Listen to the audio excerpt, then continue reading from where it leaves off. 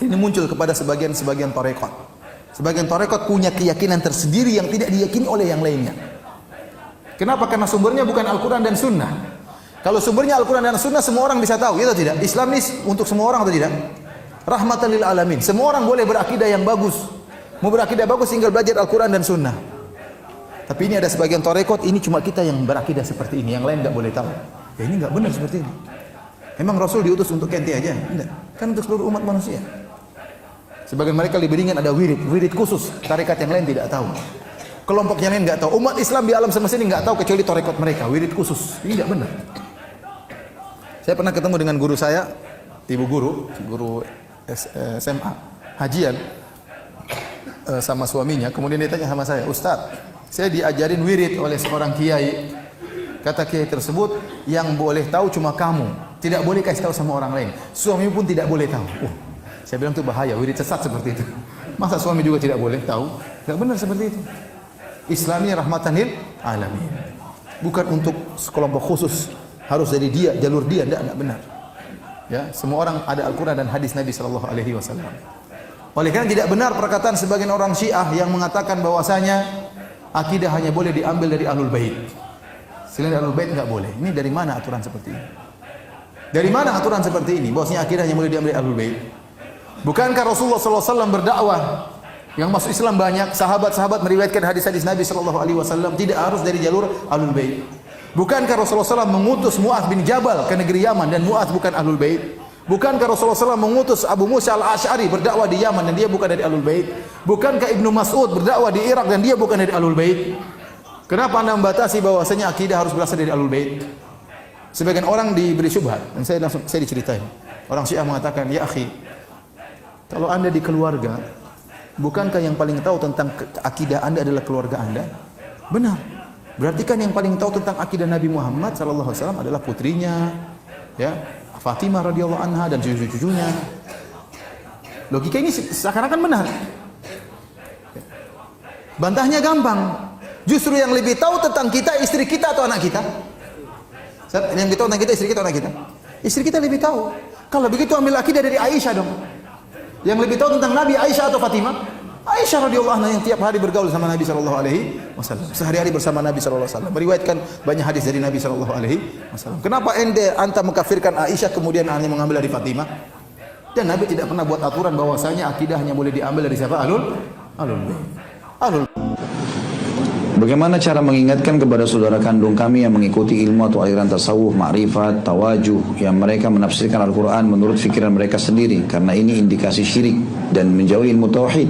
Ilmu mereka semakin dalam dan mengerikan berdasarkan ilmu cinta kasih dan Buddha, ya. Ya tentu saja ini sama saja dengan orang-orang muslim yang umumnya, dan ini masuk dalam kategori dosa syubhat nih. Artinya mereka masuk dalam dosa yang syubhat. Mereka nggak tahu kalau mereka sedang berbuat salah. Bagaimana caranya orang ibadah kepada Allah? Teman-teman kita yang ikut tarekat, ikut tasawuf ini, mereka menganggap tidak butuh dengan syariat. Kita belajar ma'rifat. Ma'rifat belajar tentang Allah tanpa melalui syariat. Syariat untuk orang awam. Para sahabat belajar syariat, teman-teman sekalian. Bagaimana kita sampai pada tingkat ma'rifat memahami Allah tanpa syariat? Nggak mungkin itu. Mustahil. Bahkan mereka menyusun di setiap tarekat ada maqamatnya sendiri. Tarekat ini, tarekat ini, tarekat ini. Tarekat itu kan diambil dari kata-kata bahasa Arab tariqah yang berarti jalan menuju mengenal Allah. Tapi maunya jalannya masing-masing sendiri. Makanya tarekat ini caranya beda, tarekat ini caranya beda. Padahal Islam tidak punya itu, ya.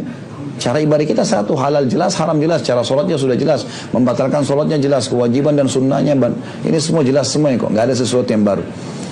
Tapi akhirnya mereka buat tarekat-tarekat ini, jalan-jalan ini menuju kepada Allah, tapi cara sendiri. Makanya mereka buat maqamat, maqam 1, maqam 2, maqam 3, maqam 1 istighfar 1000 kali, maqam 2 sholat sekian 1000 rakaat, dan seterusnya. Nanti maqam tertinggi jadi wali Allah, boleh nggak sholat? Karena dianggap wali Allah. Ada di antara mereka yang mengatakan, saya baru pulang sholat dari Mekah. Ini aneh, sholat apa ini di Mekah? Orang baru sholat Jumat lalu dia bilang saya baru pulang dari Mekah. Jumatnya Mekah belum loh, mundur 4 jam. Mana itu? Nah, kadang-kadang seperti itu, ya. Jadi harusnya jangan sampai masuk dalam hal-hal yang syubhat yang bisa memasukkan kita pada hal-hal yang keliru, ya. Maka ini Allahu alam caranya kita sampaikan apa adanya. Dan ada ceramah saya di YouTube tentang histori dan asal mula ilmu tasawuf dan ilmu tarekat ini. Teman-teman bisa ketik saja nama saya, ada tarekat dan tasawuf, nanti akan bisa ceramah itu cuplikan dikasihlah kepada beliau. Karena itu panjang kalau saya ingin jelaskan ya. Dari awal kata etimologi suf itu apa, kapan munculnya di zaman Hasan Basri tahun 110 Hijriah, kemudian awalnya bagaimana muncul orang-orang yang membentuk tarekat-tarekat ini, itu ada historinya semua sebenarnya. Dan itu di Indonesia sendiri dipelajari, di S2, di S3 dipelajari kalau orang belajar agama. Cuma sayangnya di kita yang dijadikan sebagai makalah ya, mendukung orang-orang yang salah ini, seperti Khallaj, orang yang dipenggal lehernya di zaman Abbasiyah gara-gara dia mengatakan ana huwa ana. Jadi dia menganggap maqam tertingginya adalah dalam ilmu tasawuf itu dia menjadi Allah, Allah menjadi dia. Begitu terdengar oleh para ulama, dilaporkan kepada khalifah. Khalifah suruh taubat, gak mau, dipenggal. Tapi di Indonesia dianggap Khallaj itu seorang tokoh yang dekat sama Allah. Dekat sama Allah bagaimana nih? Rasulullah tidak pernah bilang saya Allah sembahlah. Bagaimana Khallaj bisa mengaku itu? Tapi kita anggap tokoh dan dipelajari di S2, dipelajari S3, jadikan sebagai makalah. Saya waktu belajar S2 di Indonesia sempat ada pelajaran tasawuf. Dan yang paling kritis ke dosennya itu saya kebetulan pada saat itu. Karena memang tokoh-tokoh ini semua dianggap tokoh dan harus mahasiswa buat makalah menokohkan orang itu. Gimana bisa ini? Di zaman dulu aja dipenggal oleh khalifah dan para ulama mengkafirkannya gara-gara mengaku dia Tuhan. Lalu kita mengatakan dia tokoh, dari mana ini? Dan dipelajari di S2, di S3 ini. Buat makalah menokohkan orang itu. Dan mahasiswa yang datang sudah menjadi kayak semacam kebiasaan mahasiswa kita. Kalau dia baru masuk di S2 misalnya atau di S3, ada makalah judul tertentu, orang tertentu, biografi orang. Dia tinggal cari orang-orang sebelum dia, angkatan sebelumnya, lalu tinggal diganti namanya. Itu sudah jadi kebiasaan, malas, tidak mau masuk ke perpustakaan, gak mau nyusun, ganti cover depannya, sedikit diganti tulisannya, sama saja. Itu turun-temurun tulisannya itu. Nah itu yang dilakukan. Jadi akhirnya tersebar, ini keliru ini teman-teman sekalian, keliru ya. Semestinya kita belajar yang benar gitu. Ini kita belajar yang benar. Dan kita tahu sebenarnya istilah suf muncul tahun 110 Hijriah. Di zaman Nabi SAW dan sahabat tidak pernah ada masalah ini. Nggak pernah ada sama sekali istilah suf. Tidak pernah ada hadis yang berbicara masalah suf itu sendiri atau tasawuf. Suf kain hijau yang kasar. Tasawufnya adalah ilmu yang dibuat oleh orang-orang ini gitu. Dan kalau kita baca historinya kaget itu.